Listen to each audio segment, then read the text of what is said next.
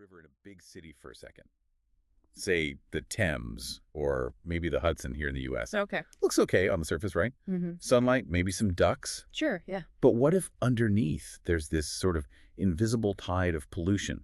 Tiny, tiny bits of plastic. That's exactly what we're finding in so many urban waterways. Is it? It's a hidden problem compared to, say, big floating trash. Right. And that's what we're diving into today on the deep dive, microplastics in our city rivers. We'll be looking at, what they actually are, why they're a problem for cities specifically. And importantly, what we can actually do about it, what solutions are out there. And we've pulled this together from various sources, including some interesting work from an urban studies researcher who's even using YouTube to get the message out there. Yeah, exploring how we communicate this stuff matters too. Definitely. So our aim here is to really shed light on this hidden threat. See how cities are responding or how they maybe could be. Getting you up to speed on what matters. Exactly. So let's start with a quick question for you listening. When you picture pollution in your local river or lake, Yeah. what pops into your head first? Good question. Just take a moment. Okay, so let's dig in. What exactly are we talking about with microplastics? Well, put simply, they're plastic particles smaller than 5 millimeters. 5 millimeters. Okay, so smaller than like a pencil eraser. Yeah, exactly. Tiny stuff. And in cities, where's this stuff coming from? It doesn't just appear, right? Well, no, a lot of it is from, just city life, like tire dust. Tire dust from cars driving around. Yeah, as tires wear down, they shed tiny particles. That's a huge source, actually. Huh. Okay, what else?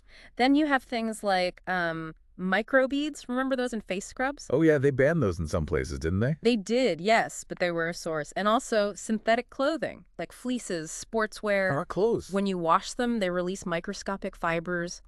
Loads of them. Wow. Okay, so everyday stuff. But how does it get from my washing machine or the road into say, the Hudson? All right, well, think about rain. Okay. It washes everything off the streets, the tire dust, other bits of litter, into the storm drains. And they often lead straight to the river, right? Often, yes. Or wastewater from our homes, even after it goes through a treatment plant. The plants don't catch it all. They catch a lot, but they're not perfect, especially for those tiny fibers. Some still get through. That's, yeah, a bit concerning. And we're not talking just a few particles here and there. I saw a stat somewhere. No, the concentrations can be pretty shocking. In rivers like the Thames, the Hudson, studies have found up to 100,000 microplastic particles per cubic meter of water. Wow, 100,000 per cubic meter. That's hard to even picture. It's like invisible plastic sand swirling around. It's a good analogy. And think about how many people live in cities. Yeah, billions and growing, right? Exactly. By 2030, projections are like 60% of everyone will live in cities. So more people, more cars, more washing machines, more microplastics concentrated in these areas. That's the challenge. It's scaled up. It really makes you stop and think, doesn't it? Right. Like you do your laundry, you drive to work. Yeah. Have you ever wondered where all those tiny bits go? Yeah, it's usually out of sight, out of mind. Okay, so we know what they are, how they get there. But why are they such a big threat specifically for cities? They're tiny. Well, the threats are on a few different levels. First, there's the ecological impact. For the fish and stuff? Exactly. Yeah. Studies show something like 40% of fish in these urban rivers have actually eaten microplastics. 40%. What does that do to them? It can cause physical damage, block their insides, make them feel full when they're not, so they starve. Oh, wow. And it might even transfer harmful chemicals absorbed by the plastic up the food chain. So it disrupts the whole river ecosystem. Pretty significantly, yeah. And what about us? You mentioned drinking water. Yes. That's a big area of concern and ongoing research. Microplastics have been found in tap water samples around the world. In tap water. So we might be drinking them. It's possible, yes. The long-term health effects. Well, they're still being studied. We don't have all the answers yet. But just the idea of plastic in our drinking water is unsettling, isn't it? It definitely raises questions. And this sounds like it's also a headache for the cities themselves, like the infrastructure. Oh, absolutely. Cities spend huge amounts on wastewater treatment. Right. But like we said, even advanced plants might only capture, say, 90% of microplastics. Only 90%. That sounds good, but But think about the sheer volume of water being treated every day. That remaining 10% adds up to a lot of plastic still getting into rivers. So cities have to keep investing, trying to improve filtration. Exactly. It's an ongoing technological and financial challenge. This reminds me a bit of when I was looking at waste management projects in Kathmandu. Different scale, obviously, but similar core issues. That's a really relevant connection because in places like Kathmandu, where maybe the waste infrastructure isn't as comprehensive, Right. the problem of plastics getting into rivers can be much more direct. Just litter and waste ending up straight in the water. Which breaks down into microplastics eventually, I guess. Yes, and it also causes other problems, like blocking drains, worsening floods.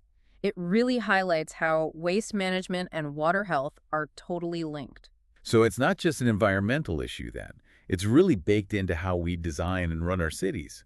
It's a planning challenge. Absolutely. It's about sustainable urban planning, thinking holistically about how waste, water, transport, everything connects. You can't just treat it as some separate green issue. Precisely. It's fundamental to a healthy, functioning city. Makes you think, doesn't it? Yeah. How might this be affecting the parks, the water, the resources right in your own city, even if you don't see it directly? Yeah, the impacts can ripple out. Okay, so it's clearly a big challenge. But are cities actually doing anything? Are there solutions people are trying out? Yes, definitely. Awareness is growing, and cities are starting to tackle this. There are quite a few different strategies being explored. That's good to hear. Like what's working? Well, one big area is just better waste management, stopping plastic getting lost in the first place. Makes sense. Any examples? Copenhagen, for instance, they've rolled out these smart bins. Smart bins. Like with computers in them? Sort of, yeah. They have sensors, IoT things that tell the city when they're full. So collection is more efficient. Exactly. And they reported something like a 20% drop in litter because of it. Less litter means less plastic potentially ending up in the water. Clever. Okay, what else besides smart bins? Green infrastructure is another promising approach. You mean like parks and green roofs? Yes, and things like constructed wetlands or bioswales, basically. Engineered green spaces designed to handle rainwater runoff. How do they help with microplastics? They act like natural filters. As the water flows through the soil and plants, they can trap pollutants. Estimates suggest they can filter out around 30% of pollutants. Including some microplastics. Including some, yes, it's part of the benefit. So making cities greener literally helps clean the water. It does. And then there's the high-tech and advanced filtration. Like at the wastewater plants. Exactly. Singapore is a leader here. They use nanotechnology in their treatment plants. Nanotechnology, wow. And they report capturing up to 99% of microplastics. 99%, that's huge. It shows what's possible with focused technology, although it's likely expensive to implement everywhere. Sure, but it's a target to aim for. What about people power?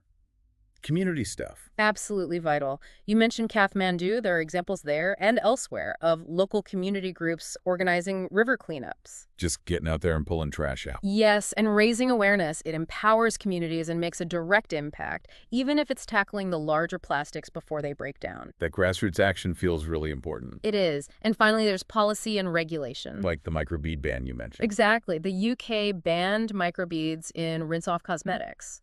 That tackles the problem right at the source.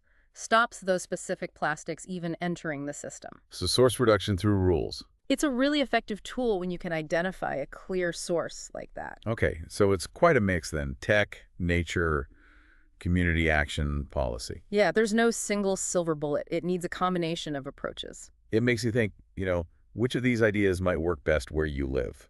What seems most practical or innovative for your city? Definitely worth considering the local context. So wrapping this up, it's pretty clear that microplastics in our city rivers are, well, a serious issue. Mm-hmm.